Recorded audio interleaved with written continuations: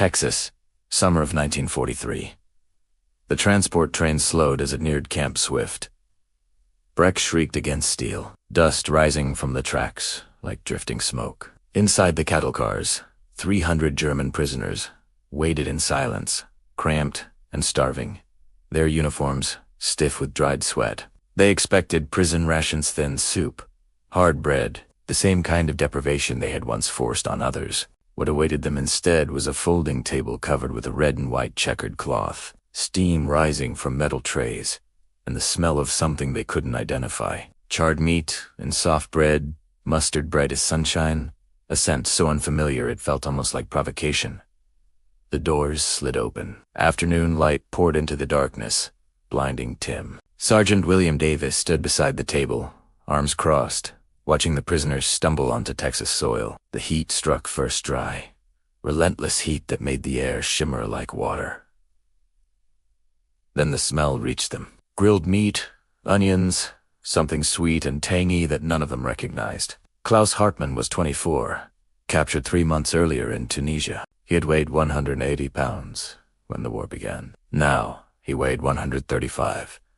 The bones in his wrists showed through his skin like tent poles beneath canvas. Behind him, Friedrich squinted at the American sergeant, then at the food, his expression caught between hunger and suspicion. "Line up," Davis called out, his voice carrying across the platform without hostility. "You'll get processed after you eat."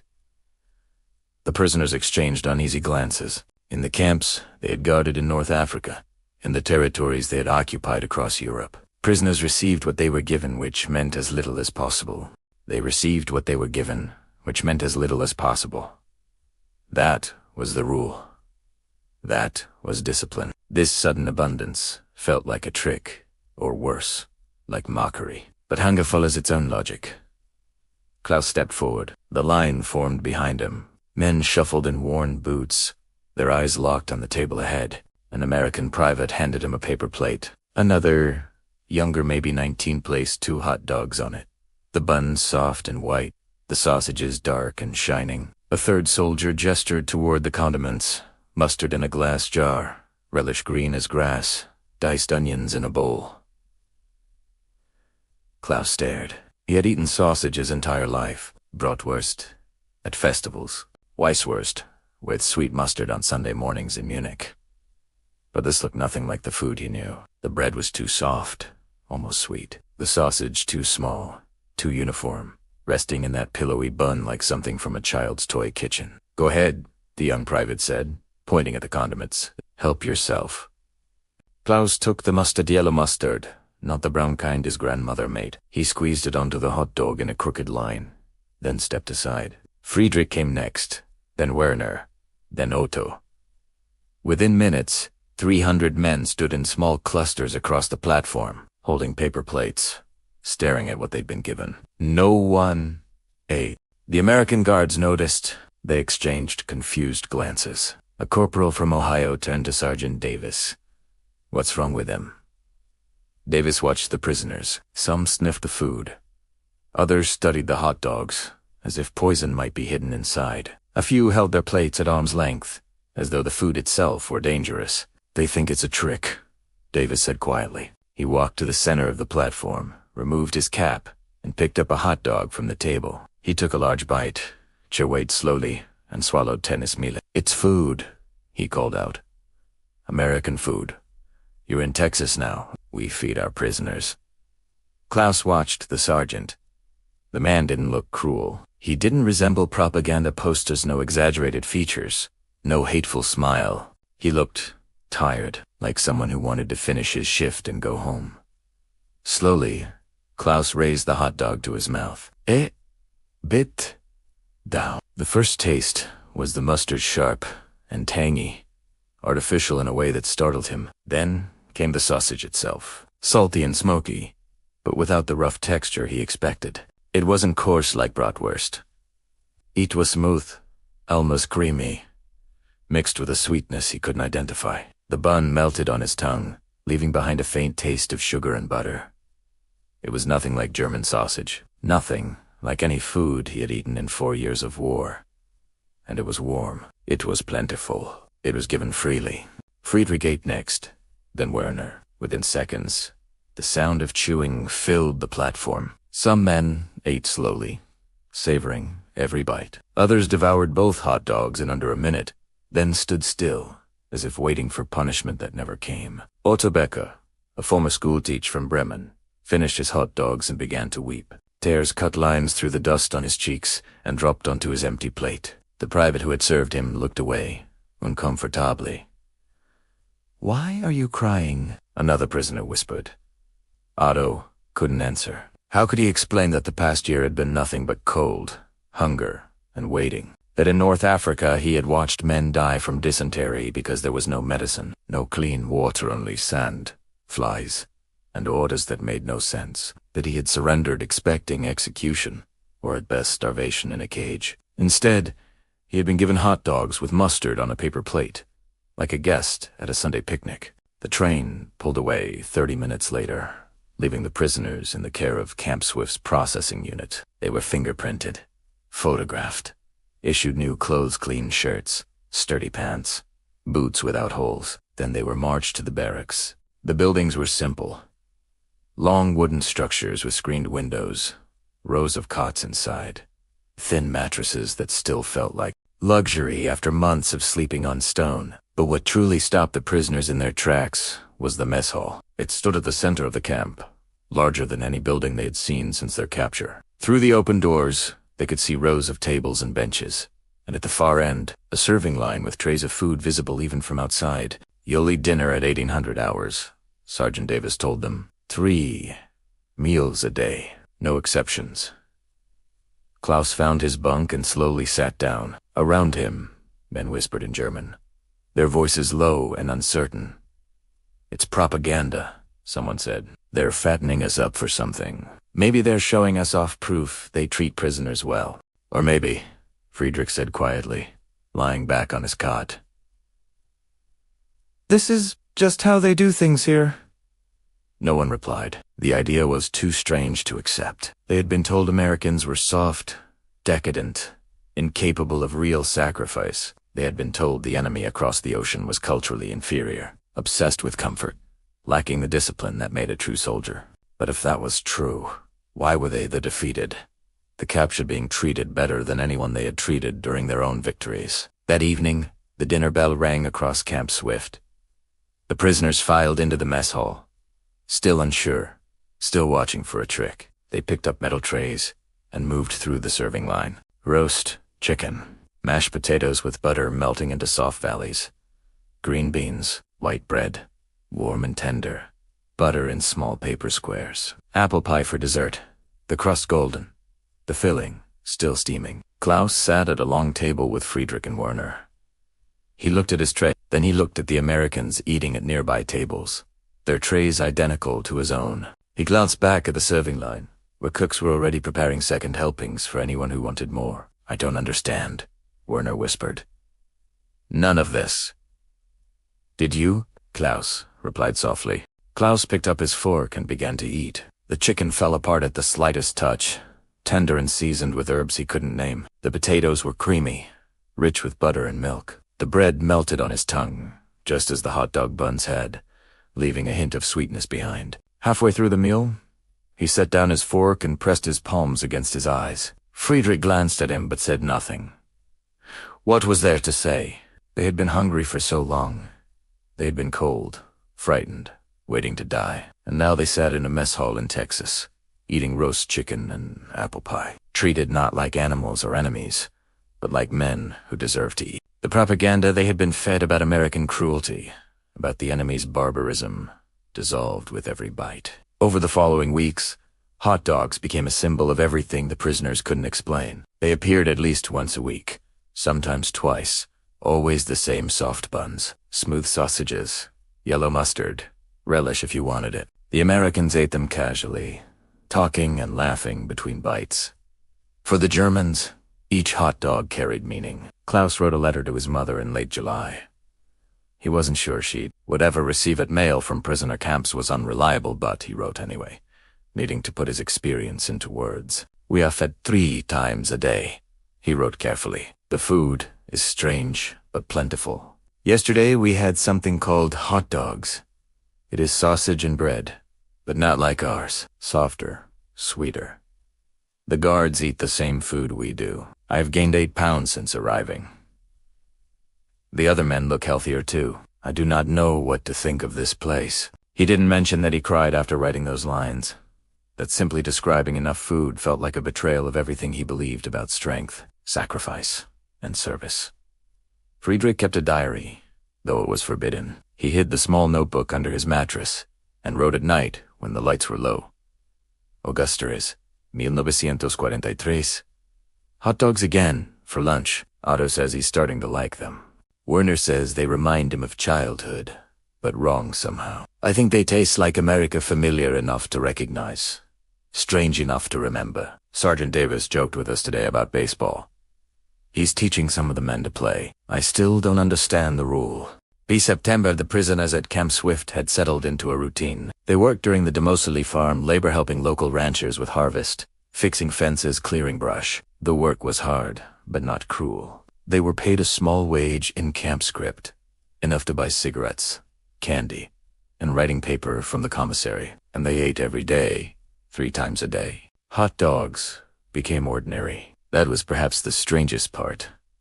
What had shocked them in July felt normal by autumn. Klaus even found himself looking forward to hot dog days, especially when the cooks added chili, a spicy, bean-heavy topping that burned going down but left him strangely satisfied. "It's the damn mustard," Otto said one afternoon, sitting in the shade after work. "I think they put something in it." "Like what?" Werner asked. "I don't know," Otto replied. "Something that makes you forget." "Forget what?" Otto was quiet for a long moment. Then he spoke softly. "Forget why we're supposed to hate them. No one arget." The hatred they had carried, the propaganda, the certainty of superiority had been dismantled, not through speeches or lectures, but through something simpler. Consistent decency. They had been fed when they expected starvation. They had been treated with respect when they expected cruelty. They had been given hot dogs, of all things, as if they were human beings who deserved to eat. And slowly, bite by bite, their certainty collapsed. In October, a new transport arrived at Camp Swift. Fresh prisoners from Italy, thin and hollow-eyed, stumbled off the train, expecting the worst. Klaus and the others watched from the barracks as Sergeant Davis set up the same folding table, the same red and white cloth, the same trays of hot dogs steaming in the afternoon heat. The newcomers stared at the food with the same suspicion Klaus had felt months earlier. They glanced at the guards, at the open gates, at the distant prisoners. Then, slowly, they began to eat. Klaus turned away. He walked back to his bunk and sat down, his hands trembling slightly. Friedrich found him 20 minutes later. "You all right?" "I'm remembering," Klaus said quietly, "how it felt that first day, and realizing how much has changed." Friedrich nodded. He understood. They all did. The men who arrived in July were not the same men living at Camp Swift in October. They looked healthier, weight restored. Calorie tunbath. The change went deeper. They had once been soldiers of a regime that promised strength through brutality and victory through domination. They had believed that mercy was weakness, that compassion had no place in war. Then they had been captured, and instead of the cruelty they expected, the cruelty they themselves had practiced. They found hot dogs on paper plates, clean barracks, 3 meals a day. Sergeant Davis teaching baseball, guards joking during breaks, Americans who treated them as prisoners. Yes, but also as men. The contradiction was almost unbearable. By November, Camp Swift held more than 4,000 German prisoners. Most worked on surrounding farms, helping bring in the cotton harvest.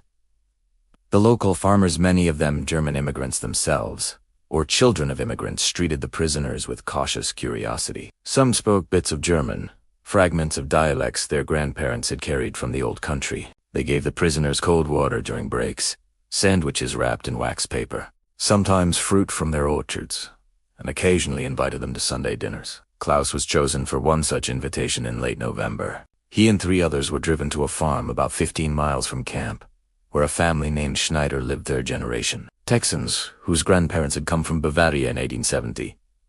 Mrs. Schneider cooked Sauerbraten. She made schnitzel and red cabbage. She baked apple strudel for dessert, but before the main meal, while the men sat on the porch, drinking cold beer, she served hot dogs. American tradition, Mr. Schneider explained in accented German. We do this every Sunday before dinner. The children love them. Klaus took the hot dog and stared at it. 6 months earlier, this would have shocked him. Now, it felt almost normal. He ate slowly, watching the Schneider children play in the yard, their laughter drifting across the fields. You're a long way from home, Mr. Schneider said quietly. Yes, sir. Do you miss it? Klaus considered the question. He missed his mother. He missed the streets of Munich, the beer gardens, the way light filtered through stained glass in the old cathedral.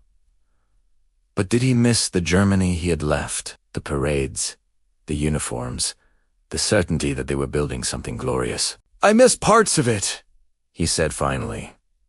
Mr. Schneider nodded.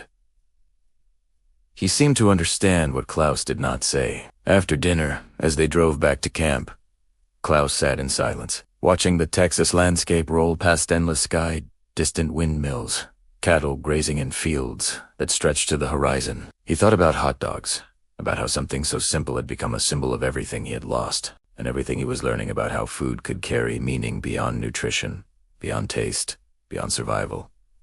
The hot dog was American in a way he was still trying to understand. It was unpretentious, plentiful, freely given. It didn't demand reverence.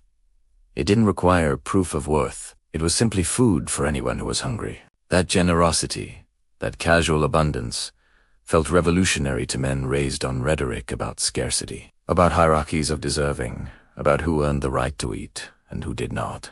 December brought cold to Texas, though nothing like the winters Klaus remembered from home. The prisoners received wool blankets and warmer coats. The mess halls served hot soup and stews, but hot dogs remained on the weekly menu, now paired with chili for the colder weather. On Christmas Eve, the camp held a special dinner. Roast turkey, stuffing, cranberry sauce, mashed potatoes, gravy, rolls with butter, pumpkin pie. The guards ate with the prisoners, tables mixed together, and someone brought a radio so they could listen to Christmas carols. Klaus sat beside Sergeant Davis. For a long time, neither spoke, focused on their food. Then Davis set down his fork and looked at him. You doing all right? Klaus nodded. Yes, sir. Hard time of year to be away from family. Yes, sir. Davis was quiet for a moment. Then he said, You know, I can't figure out how we ended up here. You and me sitting at the same table eating turkey. 6 months ago, we were trying to destroy each other. Klaus had no answer. The question was too large, too complicated. I think, Klaus said slowly, choosing his words, maybe we were lied to about many things. Davis nodded, unsurprised. Yeah, I think that's probably true. They finished their meal in silence. Later, walking back to the barracks under a sky thick with stars, Klaus thought about hot dogs, again not the food itself, but what it represented. A kind of American optimism, a belief that things could be simple, that feeding someone didn't require complicated justification. In Germany, everything had required justification. Every privilege had to be earned. Every comfort defended for the greater cause. There was always a hierarchy, always someone deciding who deserved what. Here, in this Texas prison camp, the logic was simpler. You're hungry. Here's food. You need shelter.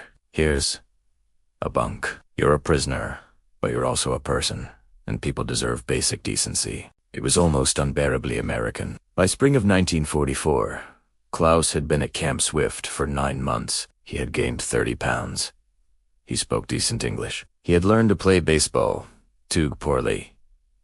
He had eaten more hot dogs than he could count. He had written dozens of letters to his mother, though he still didn't know if she received them. In April, he was transferred to a new work detail, helping build another barracks. The work was harder, more physical, but he was stronger, now capable of labor that would have broken him the previous summer. During lunch one day, the guards brought hot dogs. Klaus took his and sat under a tree, eating slowly, watching the others. Some were new arrivals, still adjusting to decent food and fair treatment. Others were veterans like him, men who had been there long enough to forget, sometimes, that they were prisoners. Otto sat beside him. "You ever think about what happens after?" he asked. "After what?" "After the war. After we go home." Klaus chewed thoughtfully. "Sometimes I think about it constantly," Otto said. "I think about explaining this place, about telling people we were treated well, that we had hot dogs and apple pie and baseball games, and I think no one will believe me. Why wouldn't they? Because it contradicts everything we were told. If I say the enemy was decent, that they treated us like human beings, what does that say about us? About what we did?" Klaus had no answer. The question hung between them, heavy as the afternoon heat. That evening, back at camp, Klaus wrote another letter to his mother. He described the work, the weather, the food. He mentioned hot dogs again, trying to explain why they mattered, but the words felt inadequate. "How do you describe the collapse of certainty? How do you explain that something as simple as a hot dog had helped dismantle the propaganda that shaped your entire worldview?" He set down his pen and stared at the unfinished letter. "Then, added one more line. "I think I was wrong about many things," he wrote. "I am still learning what was true and what was not." The war in Europe ended in May 1945. News reached Camp Swift through radio broadcasts, newspapers, and the sudden shift in mood among both guards and prisoners. There was relief, exhaustion, and uncertainty about what would come next. The prisoners remained in Texas for months, waiting for repatriation. Some stayed more than a year. During that time, Camp Swift continued as it always had work details: 3 meals a day, baseball games, letters home, and hot dogs. Always hot dogs. In June, on a day so hot the air shimmered like water, Klaus stood in line at the mess hall waiting for lunch. The menu board listed hot dogs with chili. He took his tray and sat near a window. The hot dog looked exactly as it had 2 years earlier. The same soft bun, the same smooth sausage, the same yellow mustard. But when Klaus bit into it, he tasted something different, not in the food itself, but in what it represented. This hot dog, like all the ones before it, stood for a choice. The Americans had chosen to feed their prisoners properly. They had chosen decency over cruelty, abundance over deprivation. They could have acted differently. The Geneva Convention set minimum standards, but Camp Swift went beyond them, again and again. That choice, that simple, repeated decision to treat prisoners like human beings had achieved what? No propaganda, no re-education program, no forced lectures ever could. It had made Klaus question everything he believed about strength, power, and what made a nation great. A nation that fed its enemies hot dogs, he thought, was either remarkably foolish or remarkably confident. Perhaps.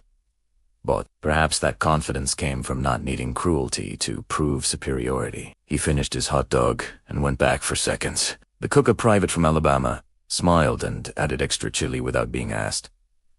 "Good?" the cook asked. "Yes," Klaus said. "Very good." And it wasn't because the hot dog itself was extraordinary. It wasn't. It was ordinary American food, simple and unpretentious. But that ordinariness, that easy generosity, had changed him in ways he was still discovering. Klaus returned to Germany in late 1946. He brought with him a duffel bag of belongings, a small stack of photographs from Camp Swift, and memories he would carry for the rest of his life. His mother was alive, though the war had aged her. Munich, the city of his youth, was now a landscape of rubble and rebuilding, familiar streets made strange by destruction. He found work as a translator for the American occupation forces, using the English he had learned in Texas.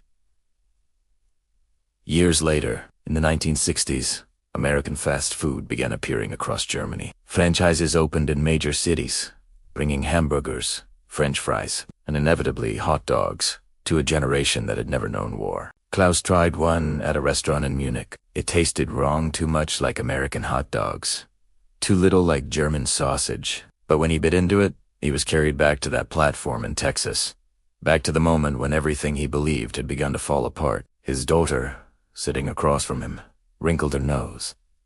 "It's strange," she said. "Not like proper sausage." "No," Klaus agreed. "It isn't." Still, he finished it. tasting memory more than food, recalling heat and dust, and the slow, unexpected transformation that had begun with something as simple as a hot dog on a paper plate. He never told his daughter the full story. How could he explain that American hot dogs had taught him more about power and mercy than any sermon or speech? That they had shown him the difference between strength that crushes and strength that feeds. Some things couldn't be explained. They could only be lived, and he had lived them, bite by bite. Over 2 years in a Texas prisoner of war camp where the enemy turned out to be more human than propaganda had ever suggested. The hot dog became a private symbol. He carried not of America itself, but of a moment when certainty gave way to doubt, when hatred dissolved into confusion, when hunger met unexpected generosity and could no longer sustain the old stories. It was just a hot dog, soft bun, smooth sausage, yellow mustard butt. It was also everything.